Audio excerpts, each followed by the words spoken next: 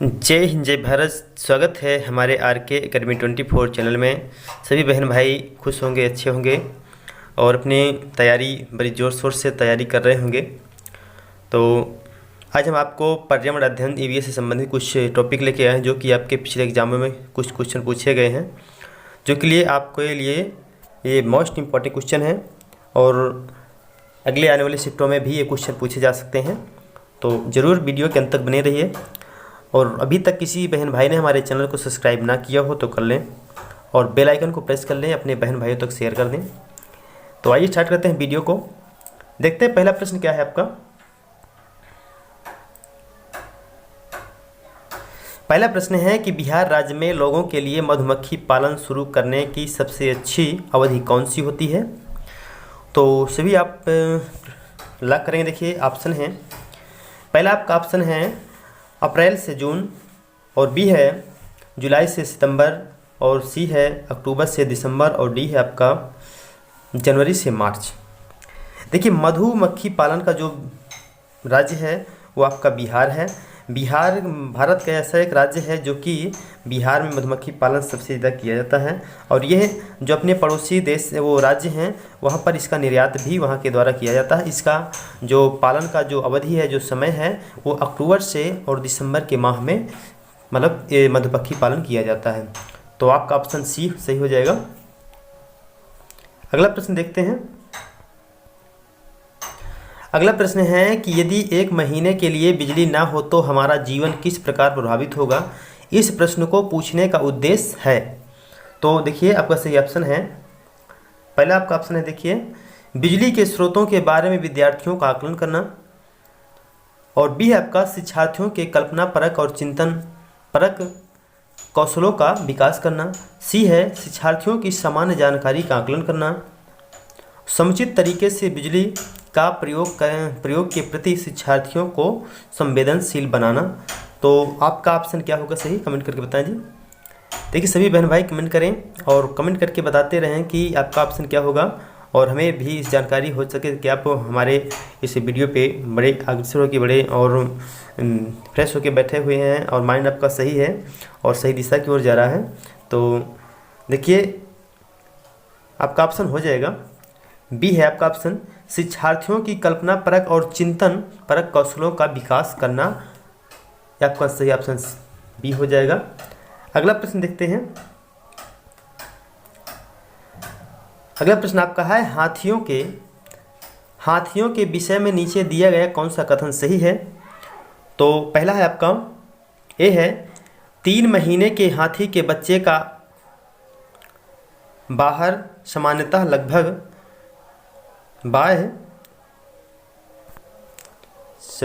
यहाँ पे गलत मिस हुआ है। तो यहाँ पे ये भार लिखा हुआ है, थोड़ी प्रिंट करते समय यहाँ पे गलत हुआ है।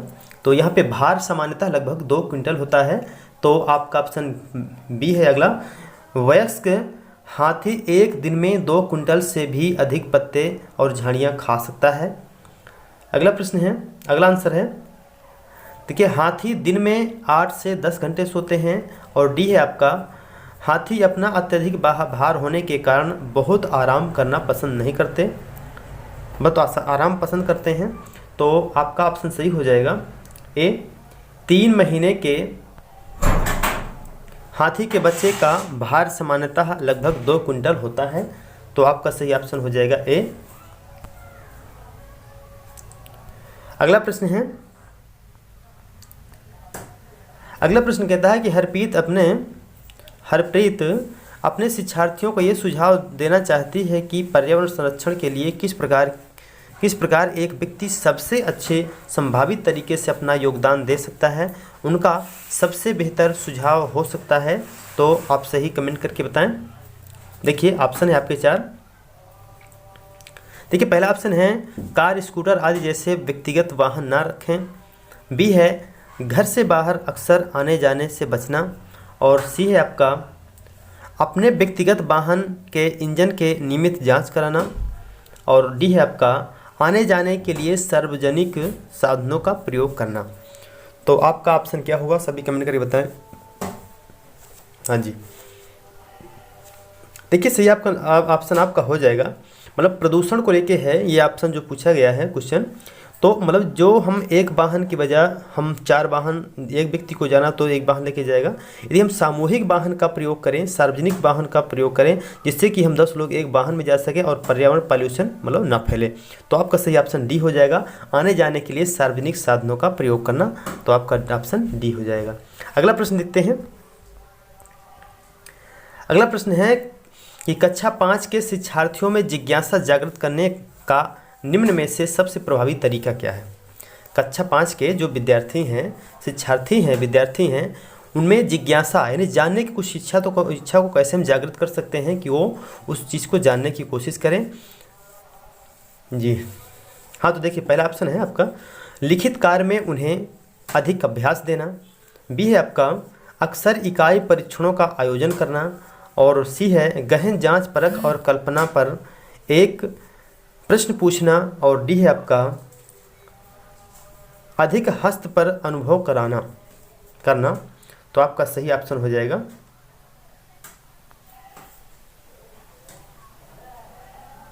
जी।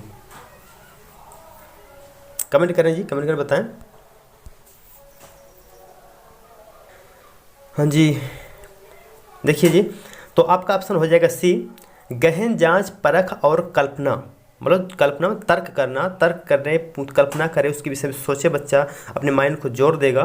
तो ये आपका ऑप्शन गहन जांच और परख यानी कल्पना पर एक प्रश्न पूछना ही ये आपका ऑप्शन सही हो जाएगा। अगला प्रश्न देखते हैं। अगला प्रश्न है हमारे देश के नीचे दिए गए किस भाग में खाने की चीज़ें जैसे टैपियोका और नारियल को लोग अपने घर के आंगन में लोग लगाते हैं और उन्हें इनसे बने खाने का स्वाद बहुत अच्छा लगता है, तो वो कौन सा राज्य है भारत का? कमेंट करके बताएं जी। देखिए पहला आपका असम है, बी है गोवा, और सी है आपका केरल, और डी है आपका आंध्र प्रदेश। तो सही ऑप्शन क्या हो कमेंट करें। देखिए सही आपका ऑप्शन हो जाए गोवा। गोवा के जो लोग हैं वो टैपियोका और नारियल के वृक्ष को अपने घर पे लगाते हैं, उसके बहुत स्वादिष्ट जो खाना होता है उसको बनाकर लोग खाते हैं और खाना पसंद भी करते हैं उसका। तो आपका ऑप्शन गोवा हो जाएगा। अगला प्रश्न देखते हैं। अगला प्रश्न है ब्रेन लिपि में मोटे कागज पर उभरे हुए बिंदु बने होते हैं, यह लिपि आधारित होती है, यह विधि आधारित होती है। तो अब ऑप्शन है, कमेंट करके बताएं जी। जी हाँ, सभी बहन भाई कमेंट करें, बताएं कि इसका ऑप्शन क्या होगा। हाँ जी,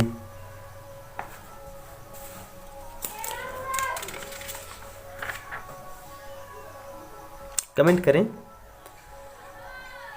हो सकता है आप इसको पिछले एग्ज़ाम जो बहन भाई जो प्री एग्ज़ाम दिए होंगे या कुछ, तो ये क्वेश्चन शायद उनको पूछा गया हो, उसकी जानकारी भी होगी। हाँ जी, देखिए इसका सही ऑप्शन हो जाएगा। देखिए ए है 6 बिंदुओं पर, और बी है 8 बिंदुओं पर, और सी है 4 बिंदुओं पर, और डी है आपका 10 बिंदुओं पर। जी, तो आपका ऑप्शन हो जाएगा जी, आपका ऑप्शन हो जाएगा ए 6 बिंदुओं पर ब्रेन लिपि ये बिंदु पर दर्शाया जाता है, जो कि जो जन्मान बच्चे होते हैं, जो जन्म से अंधे होते हैं या नेत्रहीन होते हैं, उनके मतलब पढ़ने और लिखने की स्थिति के लिए ये 6 बिंदुओं ये के द्वारा मतलब उनको पढ़ने की सहूलियत होती है। अगला प्रश्न देखते हैं।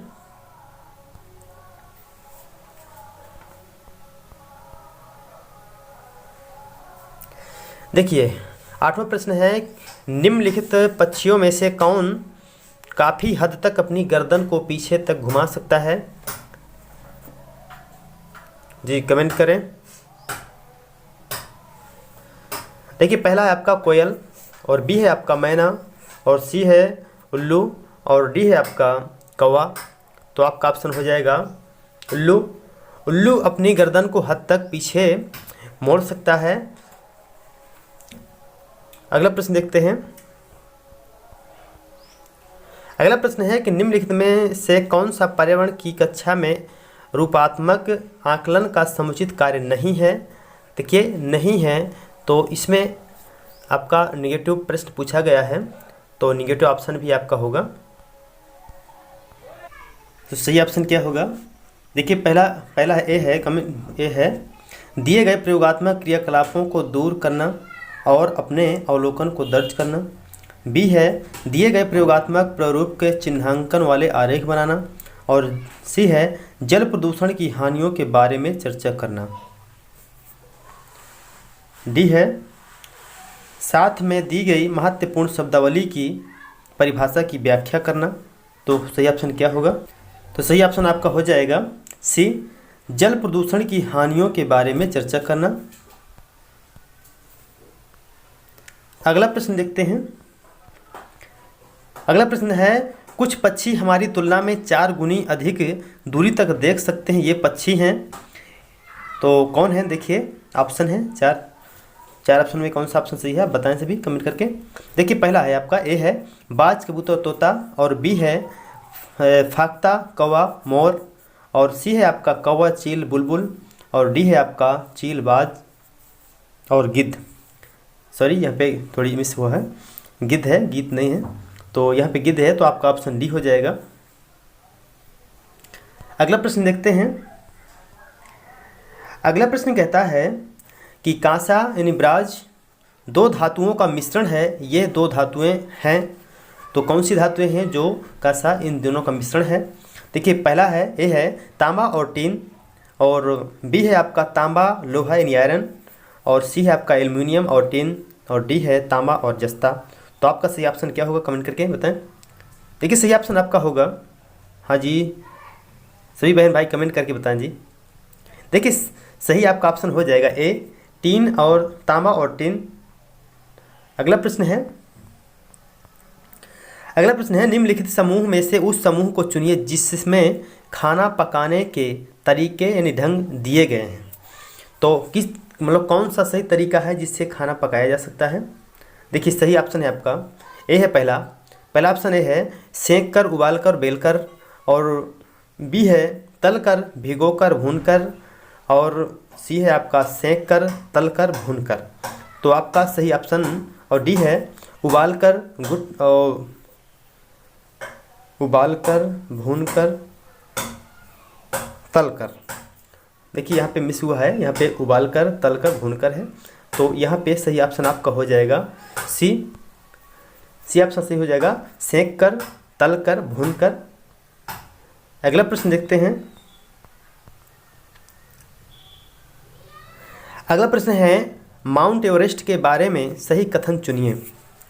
माउंट एवरेस्ट कहाँ पाया जाता है, किस राज्य में है, किस देश में है, तो उसकी क्या मतलब ऊंचाई है। तो उसकी देखिए उसके ऑप्शन हैं 4। तो 4 ऑप्शन में कौन सा सही है? देखिए पहला है यह नेपाल का भाग है और इसकी चोटी की ऊंचाई 8,900 मीटर है। बी है यह भारत का भाग्य है और इसकी चोटी की ऊंचाई 9,850 मीटर है। सी है यह तिब्बत का भाग है और इसकी चोटी की ऊंचाई 9,850 मीटर है। और डी है यह जम्मू और कश्मीर का भाग है और इसकी चोटी की ऊंचाई 8,900 है। तो आपका सही ऑप्शन हो जाएगा ए, जो कि यह नेपाल में हमारा एवरेस्ट जो माउंट एवरेस्ट है ये नेपाल में है और इसकी ऊंचाई 8,900 मीटर है। तो आपका ऑप्शन सही हो जाएगा ए। अगला प्रश्न देखते हैं। अगला प्रश्न है कक्षा पाँचवें के पर्यावरण का पाठ्य पुस्तक के एक पाठ में सर्वेक्षण और लेखन पर एक भाग का मुख्य उद्देश्य है। एक भाग का मुख्य उद्देश्य है। तो आपका पहले ऑप्शन है देखिए ए है शिक्षार्थियों को अवसर उपलब्ध कराना कि वह चीज़ों को खोजें और सीखें। बी है विषय की आधारभूत अवधारणाओं को सीखने में शिक्षकों की मदद करना। और सी है आपका शिक्षार्थियों को व्यवहारिक कौशलों में सुधार करना। और डी है आपका विद्यार्थियों की सामान्य जानकारी का आकलन करना। तो आपका सही ऑप्शन हो जाएगा ए है आपका ऑप्शन शिक्षार्थियों को अवसर उपलब्ध कराना कि वो चीज़ों को सीखें और खोजें।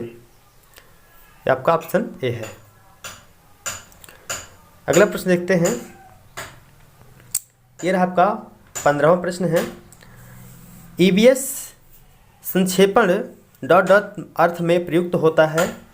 तो ये है आपका, देखिए, एनवायरनमेंट, पर्यावरण अध्ययन, मतलब किस संक्षेपण में इसका प्रयुक्त होता है अर्थ में। तो देखिए इसका सही ऑप्शन है, ए है एनवायरमेंटल साइंस, बी है आपका एनवायरमेंटल सोर्सेज और सी है एनवायरमेंटल स्किल्स और डी है आपका एनवायरमेंटल स्टडीज। तो आपका सही ऑप्शन क्या होगा, कमेंट करें। हाँ जी, सभी बहन भाई कमेंट करें। अभी तक किसी बहन भाई ने चैनल को सब्सक्राइब ना किया हो तो सब्सक्राइब कर लें और बेल आइकन को जरूर प्रेस कर लें और अपने बहन भाइयों तक शेयर कर दें, क्योंकि हम भी आपके लिए बहुत सारी मेहनत करते हैं, आपके लिए वीडियो बनाते हैं। तो कम से आपका कर्तव्य बनता है कि कम से कम इतना तो कर दें, सब्सक्राइब कर लें और बेल आइकन को जरूर प्रेस कर लें, जिससे कि हमारी जो अगली आने वाली वीडियो है वो आप तक ज़रूर पहुँचे।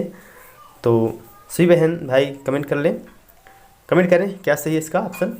देखिए सही ऑप्शन आपका हो जाएगा इन्वायरमेंटल स्टडीज, तो आपका ऑप्शन डी हो जाएगा। तो आपको यदि वीडियो अच्छा लगा हो तो ज़रूर शेयर कर दें। जय हिंद, जय भारत।